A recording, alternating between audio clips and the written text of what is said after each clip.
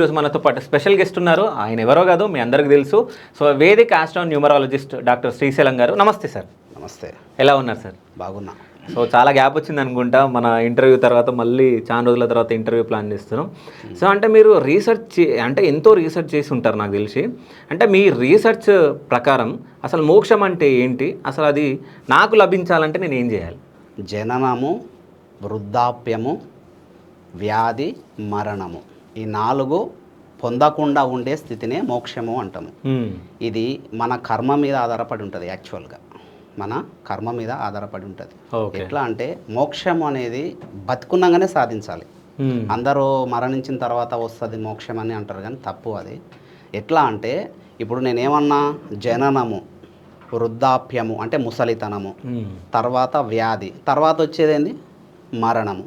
ఇది అందరికీ కామన్గా జరుగుతుంది యాక్చువల్గా.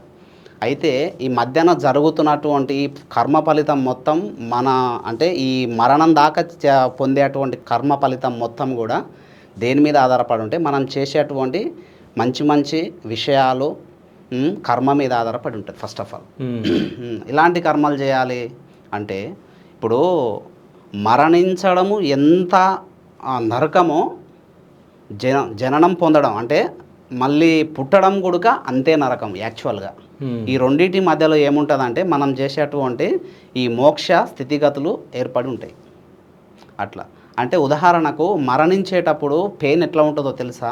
70,000 తేళ్ళు మనలా కుడితే అంటే కాటేస్తే ఎంత పెయిన్ ఉంటుందో అంత నరకం ఉంటుంది మరణించేటప్పుడు. అదేవిధంగా మళ్ళీ జననం మళ్ళా పుట్టేటప్పుడు కూడా అంతే పెయిన్ ఉంటుంది.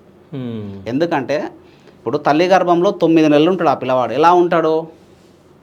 తలకాయ కిందికి కాలు పైకి ఇట్లా బంధించబడి ఉంటాడు 9 నెలలు. అప్పుడు ఎంత నరకం అనుభవిస్తాడు? అందులో 9 నెలలు బంధించబడి ఉండడం అంటే మామూలు విషయం కాదు కదా. అందులో కూడా నరకం చూస్తాడు అబ్బాయి, పుట్టేటువంటి శిశువు. అప్పటికి చెప్తాడు ఎవరు? కేతువు చెప్తాడు. మోక్షగ్రహం కేతు, మోక్షాన్నిచ్చే గ్రహం ఏంటి? చివరి గ్రహం ఆకాశ గ్రహం అంటారు. కేతువు చెప్తాడు, అరే నాయన మళ్ళీ నీకు 84 లక్షల యోనులలో పుట్టిన తర్వాత మానవ జన్మిస్తున్నా, మానవుడే మోక్షం పొందుతాడు, మిగతా ఏ జీవి కూడా మోక్షం పొందదు అని చెప్పేసి దొబ్బేస్తాడు తల్లి గర్భం నుంచి. మళ్ళీ మనం ఊకుంటామా? మళ్ళీ కర్మ స్టార్ట్ చేస్తాం. అందులో మంచి కర్మలు ఉంటాయి, చెడు కర్మలు ఉంటాయి.